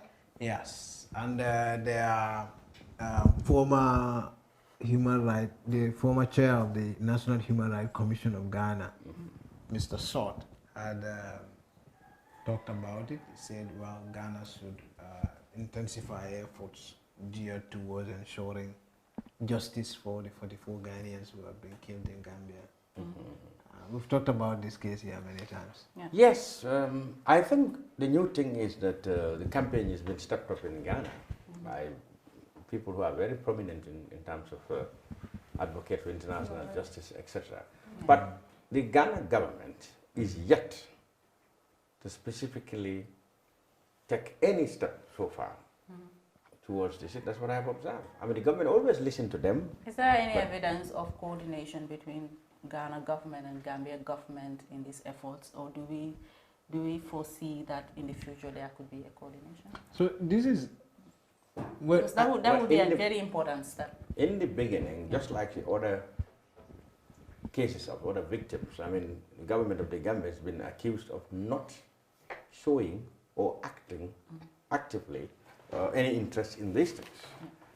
And I think that's the case of these things. I mean, before what President Barrow said was that he was asked whether Barrow will be taken, whether Jammeh possibly can be taken. He said that will depend on what the future tells about what he has said to have done. But in Ghana, there are more practical moves, and the campaign is very widespread, especially on the as far as on the account of that 44. I mean, the Ghanaians consider this as a massacre, completely unacceptable. They're very tense since 2005 when this thing happened.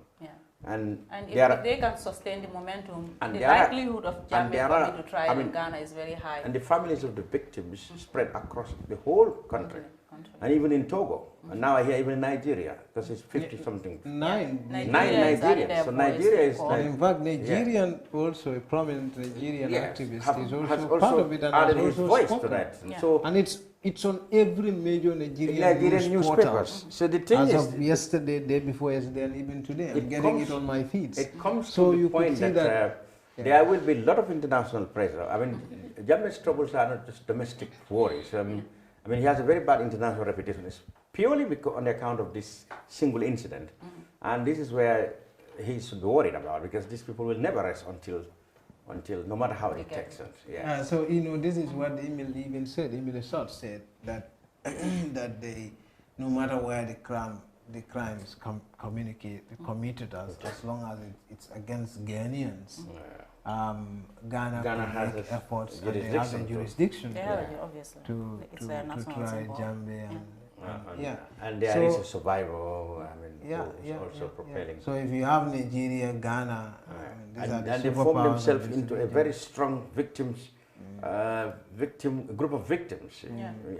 I mean, and they've got a lot of sympathizers, powerful sympathizers. Absolutely, absolutely. So in the event, in the long run, whether the Gambia government actually do something about it, Ghana and wouldn't it be a shame though if Ghana and Nigeria should succeed in bringing Jammeh to justice? Without Gambia's majority of the heavy crimes have been committed against Gambians, and the Gambia government hasn't taken any moves. Well, I think Gambia government is doing a lot of things already. TRRC. Well, yes, on the surface of it, yes, they would say, well, we have put a TRRC. And you know what? The TRRC testimonies are going international, as this and man in fact, said. even Reid is very keenly following the TRRC. Yes. Reid Brody, Yes. one of the very fundamental key players of this movement. By the time the TRRC finishes, the campaign will be there are a lot louder. of, I can tell you, there are a lot of people. This TRRC is very much rated across the world. Yeah, they still to respect it more. There is a specific NGO I write for, and they focus only on transitional justice. And when they speak to me often about TRRC, they will tell me we've never seen. We've never seen. Yeah, they're kind of so impressed with the very things going on. Yes. Very impressed, because they will tell me even the short period within which it took you people to have high-profile witnesses like Sana. Others don't have that. Yes. Sana Sabali's case. Yes. Sana Sabali's appearance was. But not just Sana. You have others. You have big people are lined who up. can say are big people.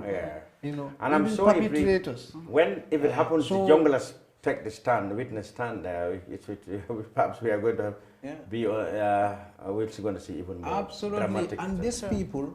And so, you know, and also, you know, also about, like I said, courts, there's also a public court. Like, there's also a court of public opinion. Of course. Yeah, that's everywhere. TRRC happens to be one of those. Yes. So you don't need to just take someone to court to prosecute them, but the person in the minds of the individual in the opinion of the can people, already be... In the opinion of the people, so many people... And that's where TRRC comes in. So it has, yes, like you said, in public opinion, so many people's credibilities will be in tatters by the time it ends, whether or not they are found to be. Absolutely.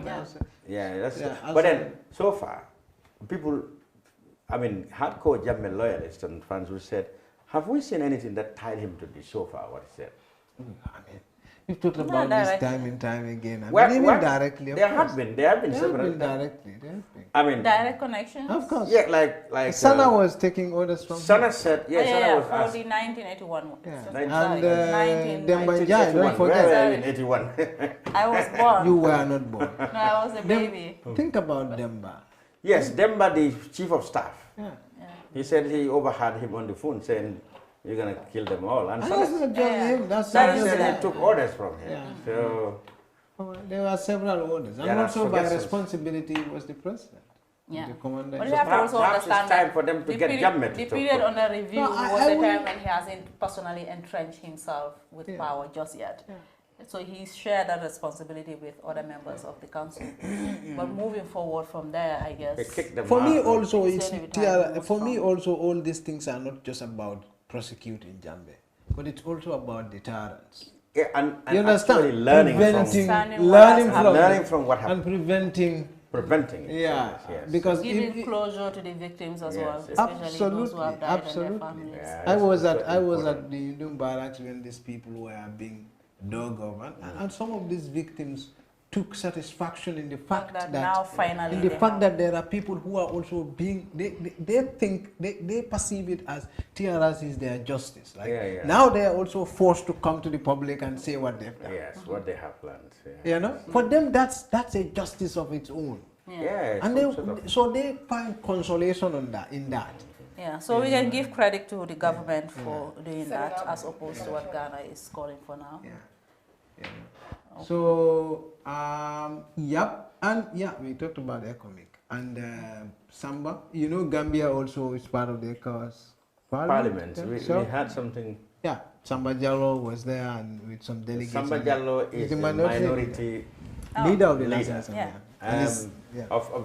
From the coalition partner NRP, who is said to be very close to President Barrow now. Yes, well, Not he's close said to to the be. press. Was very close to President Seemed Barrow. to be. Was very close to the Yeah. NRC. Whether you would agree with what he said So or he not. went to he went to ECOWAS and said ECOMIC should stay longer. Yeah. But is there any money to keep them? What is their motive, though? Well, he said economics should stay longer for security sector reform to be completed. In fact, he said the security sector reform is an advanced stage. Perhaps he has a different definition of advanced stage than... Well, he probably knows something we don't know. Yeah, or we have different definition of advanced stage. Maybe. So he said it's expected that the reform will transform the country's security into an effective professional force capable of defending the supremacy of the Constitution. So as the security sector reform is ongoing, the services economic is needed, and we count on ECOWAS and the international community to provide us with the much needed resources and expertise to conclude this reform. So is virtually asking for more funding to keep economic here? Yeah, the EU because dollars. the EU said by August they may not. Can we say that keeping economic here is for Barrow's own sense of security? More so than perhaps any need the country would have of any foreign security to remain here. I wouldn't but say if, that. But You if, wouldn't say but that. if that is so, and It could be true, but I But if would that is say, so, I if- think he has genuine reasons to say economic could stay. But if that is so, I don't think monetary issue is a problem. you think there will be funding Monetary issue from is not ECOWAS a this problem. time? What can happen is Yeah. there are ways to deal with this kind of issues. What can happen is economic can still have on paper that economic can remain in Gambia. Senegalese forces will only stay and the rest leave. That But it will still be under the mandate of the ECOWAS. And Senegal takes care of it.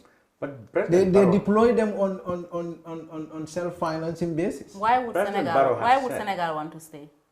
but President Barrow has said. No, even at I'm the saying beginning- economic can No, I stay. mean, why would Senegalese why would you- soldiers why- stay? why on not the- this? No, this, Because- this is important, Mr. Chair. Why would Senegal want to This stay? Why That's would a they very want to good stay? Because question. Senegal has a very significant strategic interest in the Gambia. So would it And be the for that security of interest? the Gambia. Okay, and here is why I think this is important. Yeah. Would it be for Senegalese interest, for Senegalese soldiers to stay, Yes, than it would definitely. be for the Gambia's interest to have them stay? Which one outweigh the other? No, you know, already Gambia and Senegal has a defense agreement. You're not getting Yes. the point, though. They What- could what's have a the defense point? mechanism, I understand that. We always know that from the confederation that was formed between Jawara and Abdoulaye Diouf, it has always been Senegal's interest outweighing the Gambia's interest. Now, if you have a country that has emerged in a situation like this, and that necessitated the presence of a foreign troop, and we have come to a point where majority of the Gambians feel their presence here is no longer needed, and you are suggesting that everybody else can leave and Senegal can stay. I know. But you You're saying that as a possibility. In fact, this You're has saying been that as a said. possibility. That would mean that Senegal, but either this- they are doing it for In fact- very obscure benevolence on their fact- part, In fact, let or me. they have a higher interest or higher stake Of course, that's in maintaining that's the have a sovereignty. higher That's my interest. point. If that is the case, That's then clear. why should Gambia be a pawn in that game? No, Gambia Well, is that's- not a the pawn. The mutual per interest se, is this. Denmark. Barrow wants to stay in power. Yeah. Because he doesn't want. He doesn't. That's trust why I it. say this Now is listen, for Barrow's This own is, sense of this is security not just then. Barrow. This is for you. This is for me. No, this is listen, for no. him. This No, is for listen, everybody. That's But why why I I said Barrow in said, Denmark. Talking about Now, national the security. the I solution to believe the that problem.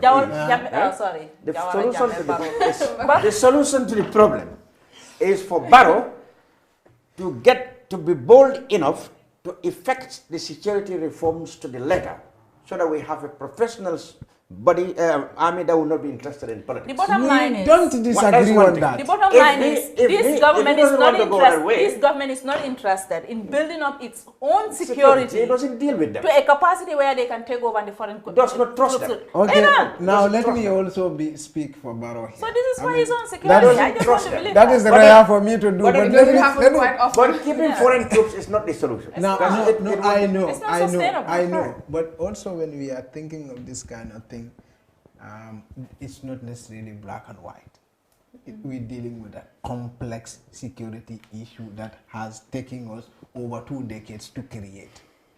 A distortion in our security sector, a problem in our security sector that's taken years to So we understand But it was that. Gambians. And we are about to deconstruct that. I understand that. Eventually, I it has to be a understand that. I Gambian understand that. solution. Yes. But what would the presence of economic do to solve that? We are working on that deconstruction process. Are we And sure now we are saying, until we are done with that, we still need you. That's what Samba is saying. I'm just trying to put across what is missing. Did you What we see are telling you visibly is that any we're security not seeing reform? any urgency. Did you see any security reform? We're not seeing any Now, this urgency is where in the that, problem in that is. direction. Now, whether on I spoke to somebody who is key in that on that platform, security sector reform. I spoke to the National Security Advisor just yesterday. What did they say?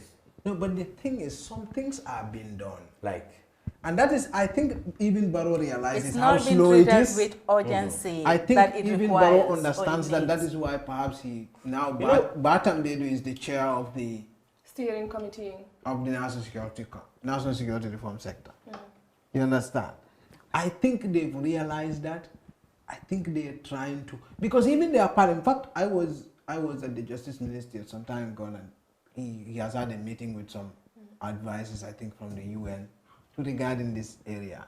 I think some things are being done, whether or not they are fast enough for Gambians to be happy about. That's one thing. Whether or not we trust this would lead us to the desirable end, that's another thing. So, but something is being done. So what Samba is saying is that while that something, as little as it is being done, Economic should stay. Economic should stay. So And I am saying, so if economic were to stay, give you and we don't have analogy. money for them to stay, Let me give there you are an ways to analogy deal with that that. would I'm make telling sense. you that Barrow said it specifically, well before now, Yeah.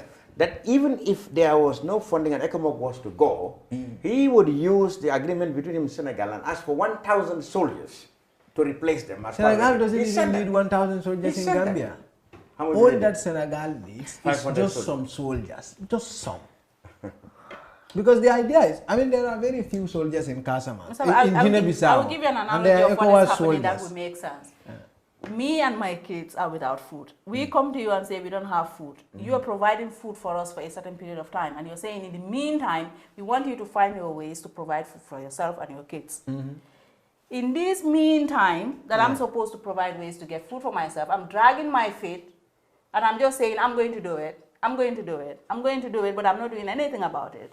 But I still want you to keep giving me food. That's what is happening here. Yeah, so, but in that case, we are not, Barrow is not hoping we will not starve to death.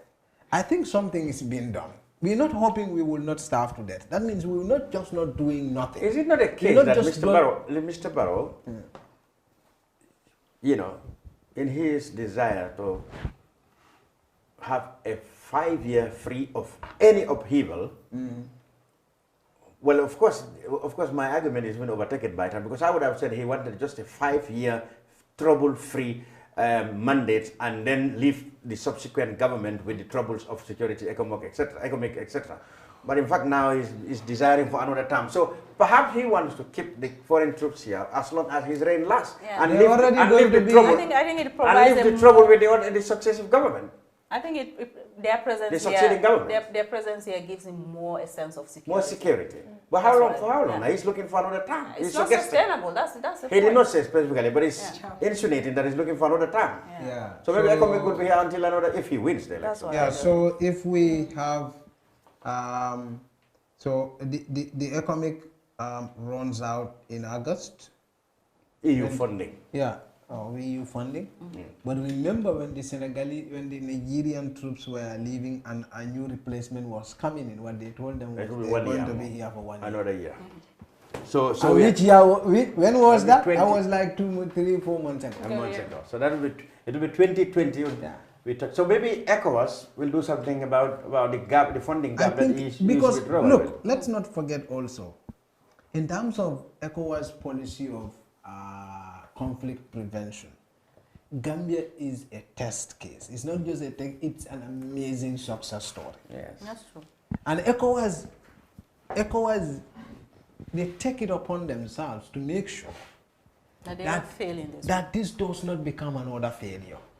You understand? So which means, And part of that is, even if you have a president who is screwing up, yes, you want to take him until you are able to get something done. Well, that's not what I'm saying. But what about if Commander-in-Chief is screwing up? If he's not pursuing policies that will help solve the matter once and for all. I think they are pursuing the policies. What I don't know is whether they're doing it with the kind of seriousness that everyday Gambian thing. And the urgency that it needs. Yeah, I don't know. And they have to walk by the Gambian people's pace for this and desire. Well, but if you talk to people on the inside, they will also tell you, man, you people think we can do some miracle. We cannot. We have to walk by time. But it's a process. What is the current upsurge in political activity actually helping the implementation of some of this? That is not helping, but that's why I told you about the politicization of the security sector issues. When shootings happen, when these things happen, look, no Gambian should be shot anywhere in this country. Yeah, no Gambian for any reason should feel insecure in this country. That's a common sense. Everybody agrees. But when we take security issues, to make political capital, that is a problem. That's what I was talking to you about the Canela incident. But we'll move on. We'll go to 3 years journal. So I'm just saying there's no time, but we'll talk about this one. Okay, let's go the with 3 years journal, they said the activists have come together and they said they need them to drop charges. They need government to drop charges. Ridiculous, isn't it? Would they drop charges, you think? How is it ridiculous? No, I mean charging people. Yeah. For just... That's ridiculous. They've not even got to the protest ground. They were just going there. Going there. They haven't.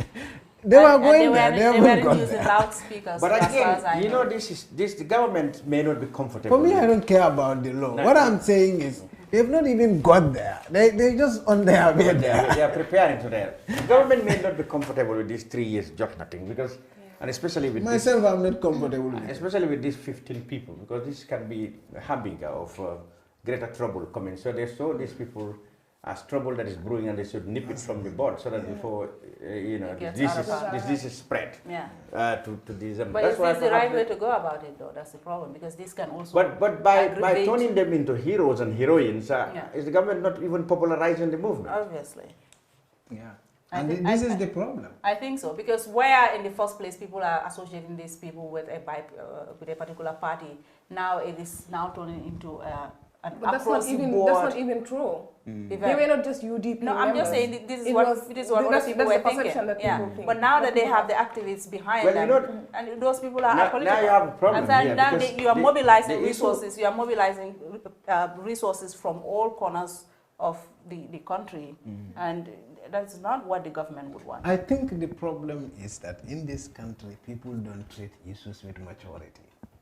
Now, when someone says Barrow is not doing this X, Y, and Z right, a typical Barrow supporter doesn't look at whether that person is right or wrong. Yeah.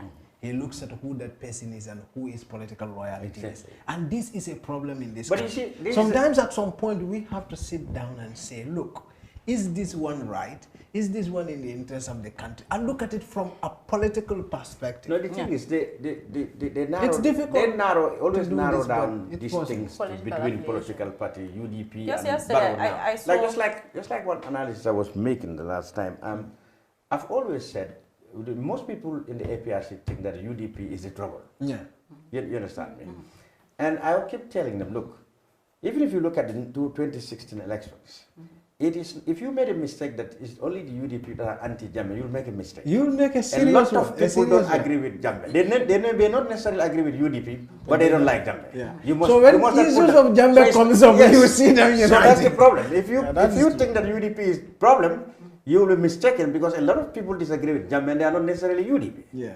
So, and if Mr. Barrow also, if people who actually Mr. Barrow's supporters also think that it is the only UDP that are now anti-3 years, they'll make a mistake because a lot of genuine, honest, neutral Gambians feel that he's broken a promise. Yeah. Yes. So this is the problem that he cannot be trustful. And I think one thing also that I don't know what any one of you thinks about that, but for me, I think one thing that also this arrest does is that even some neutral players who are like people like me. Like me, I am quiet in my little corner. I've always believed in 5 years. I've never for a second trust in 3 years. But you arrest someone for 3 years, you changing my mind. You're speaking for me as well, because I was thinking the same way. You understand? I mean, it wouldn't matter to me 3 years, 5 years. The only thing that matters to me is you have a leader who make a promise to you and then he breaks it blatantly without any regards. I think what regards for your is, feelings. I can see that this. is not somebody I would trust to lead me for another 2 years. But if it comes to that, then I can accept 5 years. But if you're going to arrest people because they want you to honor your words, I think these charges should be dropped. And if Mr. Barrow really is interested in a peaceful 5 years, he should eat the humble pie and go back to his coalition partners and get them to agree. Well, he did that. It's just not working. Yeah. Remember, these boys and girls were working to but he did not personally. They were working to Kairaba. What was happening at Kairaba on Friday? Coalition partners he should take leadership. That's where his mistake is. His miscalculations is. Unless he come and take leadership and get the coalition partners to get them to agree to 5 years, then he have a peaceful and restful night. I think it all but if comes you want down to take a doorway or employing surrogates to do it on your behalf, it won't work. I think it all comes down to how he was advising himself. And the interesting thing is Theresa May's resignation is saying a lot about what could happen to Barrow. Like when people, it's not the Constitution. I see people say, oh, because the Constitution say 5 years, the Constitution is stating 5 years for something that is a normal circumstance. You are being voted not merely based on the Constitution, but based on a mandate given to you. If you fail on that mandate, you have a responsibility as a responsible leader to resign, as Theresa May had done. Yes. It doesn't mean UK doesn't have a constitution. No, UK has an even stronger constitution than we do. But she has failed in her mandate, and she took the responsibility to resign. Barrow is failing his mandate. The problem is in public. And his mandate was that he was going to lead for 3 years. It is trust and authority. Obviously. You may have 5 years, but if you lose trust of the people, you go. In civilized world. Okay. And that's what Theresa May did, that's what David Cameron did, Gordon Brown did when he knew he has a majority but it's very small. So you know, so trust in leadership is what we don't have. Morality and trust is what we don't have. Yeah. So even when we disagree as Gambians on whether 3 or 5 years, our president should be matured enough, like the citizens also should be matured enough to sit at one gate and say 3 years, 5 years, and argue reasonably, without necessarily resorting to arguments or what brings argument or fights here. What brought the argument is this is not civilized. There is no. The better thing to do is if it comes down to it, they could civilizely call for a referendum. Which would be expensive. That would be expensive. That would be very expensive. And the government will not. I would rather Barrow go than that would be expensive. And the Barrow will not be comfortable with that. He knows people will throw. Taxpayers will that will be no. That will be a no. And we have to spend a lot of money. And that will be a no vote. He knows but it's either that or you resign. That's right. Or you refuse to resign and endure what comes. African leaders don't do well with resignations. Or I think the best way out is make a public declaration, eat the humble pie, call all the stakeholders together and say, look, we started this together. Let's come together. Now, this is what I put on the table. I want you to help me complete this to 5 years. And they take you their conditions. But if he does that now, you think others would take it genuinely? No, if he does that... When he has already been on the media platform saying he doesn't need to consult If he does that and give one guarantee that I will not seek another mandate subsequent to this election, only after this election perhaps, that may work. Yeah. Because I don't see any trouble between him and UDP without him aspiring for another 5 years. You know, the UDP had always said they are for 5 years. What is the trouble between them now? It's because of his seeming ambition to go further. Yeah. So that's the trouble. I can't see any trouble here. This has been created by Barrow himself. We've seen that kind of a problem in our leaders. Yeah. Political leaders in this country, they don't seem to treat the people as the boss. Yeah. This is just something that is just in their mouth. People are the electorates, but they don't treat them like the boss. Because you don't lie to your boss. You don't cheat your boss in the open. You don't also, there are things we do. I think if Barrow still doesn't push his way, that is going to be my way and my ambition, and he just display some humility and call his people again, and drop the ambition of going for another term, probably things will work out for him. And that will help the stability of the country. And because people will still begin to trust all these transitional programs. But when you are the one who's supposed to implement this transitional program and you are now thinking of political ambition, I want him to you go have a 5 problem. years. A lot of people will mistrust your ways because they know you are looking for votes now. I think there are a lot of reasons for him to go 5 years. But 5 years it's not a problem in many quarters. It's not a problem. It's not a problem in many Except quarters. that It's a problem in one way, one ways, but in other ways we can be more lenient. it is a problem though, in terms of leaders. Why some people suddenly turn to 3 is because they see, the tolerance they have for 5 years, they have seen that even that, they've seen that going now. That's why they wanted even earlier than 5, even though they wanted 5 years. But because they think that the man is looking beyond 5, they want it now. They want him to go, they want to see his back now. Yeah, That's right. So we can review every news we published. If you want to have more of this, you go to our website. What's the website? That's Website is kerfatu.com. That's right. Thank you very much. That was a very interesting discussion there. And this now brings us to the end of this edition of The Brunch. Join us next week if you can. Thank you very much and bye for now.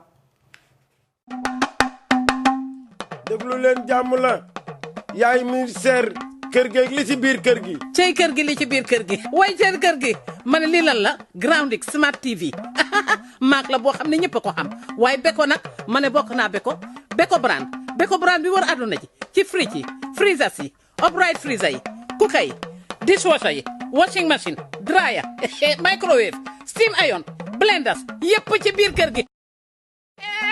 waaye kaay leen ma wax leen cey lal lii lal la lal bii fii rek laa ko mos a gisee cey bii lal bedroom furniture yii sofas yi ànd ak lan armchairs yi dining tables yi ma ne paaka kuddu fourchette fii la lii di bucket yi clothing yi dresses yi yëpp ci biir ma ne baak yi waaye kër gi ci biir kër gi la ñu wax kër gi ci biir kër gi lépp loo xalaat ca kër ga ñëwal ci kër gi jënd ko fa yóbbu ca kër ga lii ci bagage fii rek la am.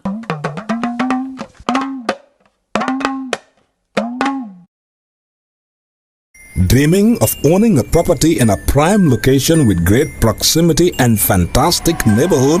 EJ Investments Sanyang Seaview Estate is the best choice you have been waiting for. Our Sanyang Seaview Estate is approximately 15 minutes drive away from the busy hub of Busubi roundabout and into the heart of nature, where you can have a peaceful and relaxed lifestyle with your family. You can buy a finished 4-bedroom story with 5-year flexible payment plan or a service plot with 2-year payment plan option. With over 300 homes, you will enjoy big tar roads with covered drainage, modern electrification with solar street lights, gated entrance with security post, and a breath-catching experience of our beautiful Seaview and Lakeview. You can own a home today at our Sanyang Seaview Estate. Call us today on 446-4838 or 325-9220.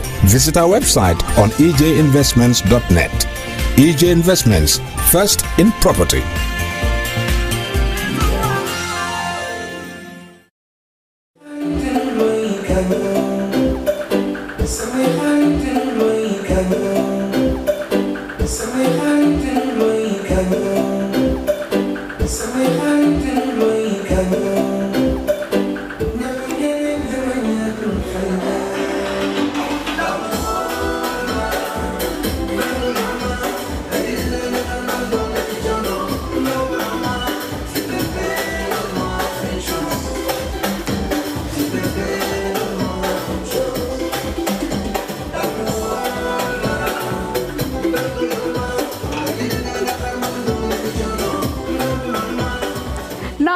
noo lañ def ñoo ñëw ak yéen rek skincare plus nar a jàkkaarloo ak yéen waxtaan ak yéen tuuti rek si suñu tube suñu baax emuñ rek ci ay diw waaye comme ni ngeen ko xamee rek dañoo yëngu ci ay tube te yënguwuñ nag si just any tube suñ tube bu nekk 5-star Jesna la 5-star Jesna mooy Jesna bi gën a pire moom la ñoo tube palmaan bi gën a fort moom la ñoo liggéeyee buñ demee Bamako ñun duñ dem ci marché bi rek buub indi déedéet dañ leen a jox suñu specs ne lañ nii lañ ko buggee nay lañ ko buggee fóot bi nangami fóot lañ bugga pour mu mun a set waaw cuubi skincare déedéet doo ko sol mu di la taxa all over the place ci gàttal ñun rek si cuub dara du doy day des not only dañoo cuub but bu la neexee ñu cuubal la ba pare nag ñawal la ñaw fi mu gën a setee nag rek la ñoo fulee ñetti ñawkat lañ am nañ ñawkat yi simple nga xam ne xoppati rek mbaa def sa taille basse def sa dagit def sa roba amul benn dawme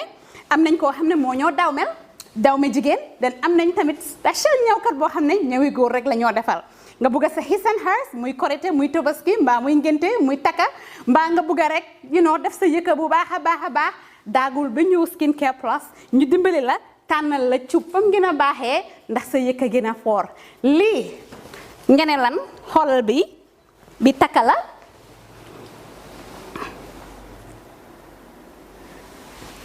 Skin Care fii la fu léegi yéen tey we're not all about skin we are skin care and the plus does come in so many different ways.